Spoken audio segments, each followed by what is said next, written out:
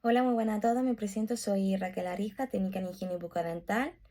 Y bueno, primero que todo, daros las gracias al segundo Congreso Multimodal de Técnicos Sanitarios por darme la oportunidad de poder estar hoy aquí con todos vosotros y de poder exponeros mi tema, que sería cómo tratar una encía en un embarazo. Para comenzar, empezaremos hablando de una paciente que nunca ha tenido ningún tipo de problema en su encía, pero que acude a consulta encontrándose en el primer trimestre de embarazo y nos comenta que se está notando que está teniendo más cálculos en la zona lingual de los incisivos inferiores, incluso más molestias en la encía debido a un sangrado, o que se le está introduciendo más restos de comida, sobre todo en la zona de los molares superiores, tanto del primer como del segundo cuadrante. Bien, a esta paciente hay que informarle de los cambios que se le están generando en su cuerpo y que están afectando a su boca. Por lo tanto, hay que empezar comentándole de que está teniendo un cambio hormonal. Este cambio hormonal, sobre todo, es en la hormona de la gonadotropina cariónica junto con la de la hormona de la progesterona. Estas dos hormonas aumentan mucho sus niveles, por lo que nos van a generar una debilidad en el aparato digestivo y facilitándonos el reflujo en los alimentos, que al final acabarán estimulando el centro emético y provocando el vómito. Este vómito nos va a provocar mucha acidez, pero esta acidez afectará a la saliva. Nunca olvidemos de que la saliva es la que tiene la función controladora de la placa bacteriana, teniendo una rica composición de sustancias, tanto en lisocimas como inmunoglobulinas, lactoferrina, etc. Pero en el embarazo estas sustancias son deficientes, por lo que tienen más riesgo de poder producirse una enfermedad periodontal. Luego también, a su vez, va a tener un aumento de crecimiento en la elasticidad de los ligamentos periodontales. O sea, no solamente en los ligamentos periodontales, sino en todos los ligamentos del cuerpo humano. Pero concretamente vamos a hablar de los ligamentos periodontales porque la paciente va a generar una pequeña movilidad en sus piezas dentarias. De ahí el que se note que se le generen más restos de comida. ¿Por qué? Porque se le van a introducir más dentro de la encía junto con placa bacteriana, que al final lo que acaba generando esa irritación en la encía y ese sangradillo que viene a producirse la gingivitis. Una vez informada de todo esto a la paciente, procederemos a la exploración de la cavidad oral y del sondeo. Una vez que estemos explorándola, si al sondeo vemos que el sangrado no es espontáneo, sino que tarda en salir, que la encía tiene un aspecto rosado, con una piel de naranja o aspecto sano, la placa no llega a ser supragingival, sino que es subgingival, procederemos a hacer nuestra profilaxis normal sin ningún tipo de problema. Pero ¿qué pasa si nos encontramos de que esa placa, al ya más fuerte, se nos ha generado dentro de la encía lo que vendría a ser un cálculo supragingival y la encía ya está más enrojecida, más lisa, más inflamada y a la hora de hacer el sondeo el sangrado es espontáneo? Ahí no podremos hacer la limpieza en ese momento. También a la hora de hacer ese sondeo a la misma paciente le va a molestar y le va a doler. Por lo tanto, ya eso es un indicio de que ahí en ese momento no la podemos hacer. Lo que haremos será mandar un enjuague de clorexidina durante una semana. Ese enjuague lo que va a hacer es que va a reducir la inflamación y va a desinfectar la encía.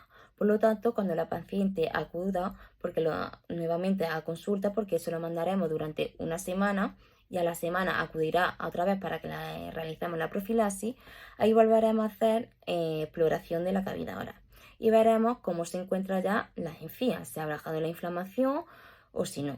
Normalmente suele bajar toda la inflamación, excepto en la zona donde se ha generado más esa placa. Y como comentábamos antes, la paciente decía que se notaba que se le introducían más los restos de alimentos. Entonces puede haber el riesgo de que en las molares superiores se nos haya producido un aplacamiento debido al cálculo gingival, y a los restos de alimentos. Entonces haremos nuestra profilaxis totalmente normal, limpiaremos muy bien todo lo que haya de placa, pero sí es verdad que en esas zonas que pueden molestar un poquito más, pondremos un poquito de anestesia tópica, porque local nunca podremos poner. No, nunca podremos poner en un embarazo, ¿vale? También en esas zonas pasaremos un poquito la cureta, porque habrá que hacer un raspado y alisado radicular de esa zona para que quede totalmente la encía limpia y la encía se quede totalmente adherida al diente, ¿vale? Una vez que hayamos hecho este tratamiento, volveremos a mandar la clorexidina 5 días más. ¿Para qué? para terminar de bajar toda la inflamación que antes no había bajado porque estaba ese cálculo que nos lo estaba evitando. De esa manera nos aseguramos de que la encía se quede totalmente curada y sanada. También mandaremos una pasta dentrífica específica para la encía junto con otro colutorio específico para la encía para evitar que se nos vuelva a producir ese sangrado y esa gingivitis. Esto estamos hablando en caso de que es una paciente que nunca ha tenido ningún problema en la encía, salvo ahora porque está embarazada. Pero, ¿qué pasaría si la paciente es tratada ya de enfermedad periodontal y se ha quedado ahora embarazada y está con sus mantenimientos? Los mantenimientos no los puedes dejar por nada del mundo. ¿Por qué? Porque estos mantenimientos, si no se hacen, son una cantidad de bacterias que está yendo a su bebé, a su feto. Por lo tanto, le puede generar un parto prematuro o incluso que el bebé a la hora de nacer nazca con un bajo peso. Por eso hay que informarla a estas pacientes de eso. De hecho, normalmente, según el caso de cada persona, los mantenimientos los hacemos cada 6 meses. Pero en función de cómo a ella se le vaya generando este cálculo, lo mismo hay que cambiarlo y hacerlo cada 4 meses o cada 3 para asegurarnos de que no haya problemas, de que no se genere ninguna bolsa periodontal y que no llegue a tener ninguna pérdida de dientes. Si es verdad que a ella durante el embarazo no le mandaremos una pasta normal de encías como hemos hecho con la paciente anterior. Esta paciente deberá de tener una pasta de dientes para encías, pero que contenga un poquito de clorexidina para que siempre se mantenga desinfectada la encía y que no entre, o sea, que no se le genere las bacterias por lo menos lo menos posible. Una vez dicho esto y tratadas las dos pacientes, tanto una con la encía bien como una paciente periodontal, una vez visto esto, volveremos a citar a nuestras pacientes en el segundo periodo de embarazo, más bien a finales del segundo periodo, principios del tercer trimestre, para una nueva revisión. ¿Por qué? Porque en esa revisión nosotras veremos y sabremos si la paciente ha generado diabetes gestacional o no. Si la paciente va bien, no ha generado esa diabetes, seguiremos controlándola y si vemos que se le ha podido generar un poquito de cálculo, pues lo eliminamos en el momento para que la encía siempre siga controlada y no se nos descontrole y no se nos produzca el sangrado. Pero ¿qué pasa si se produce esa diabetes gestacional y ahora mismo no está muy controlada? Que esa diabetes nos puede producir una serostomía. La poca segregación de saliva va a hacer que las bacterias se concentren más en nuestra encía. Entonces de ahí el que otra vez se nos pueda producir gingivitis porque se nos va a irritar, porque se va a generar otra vez más cálculo y vamos a tener otra vez que volver a hacer una profilaxis. Siempre y cuando no se afecte al tejido periodontal, porque la diabetes puede hacer una destrucción de tejido periodontal.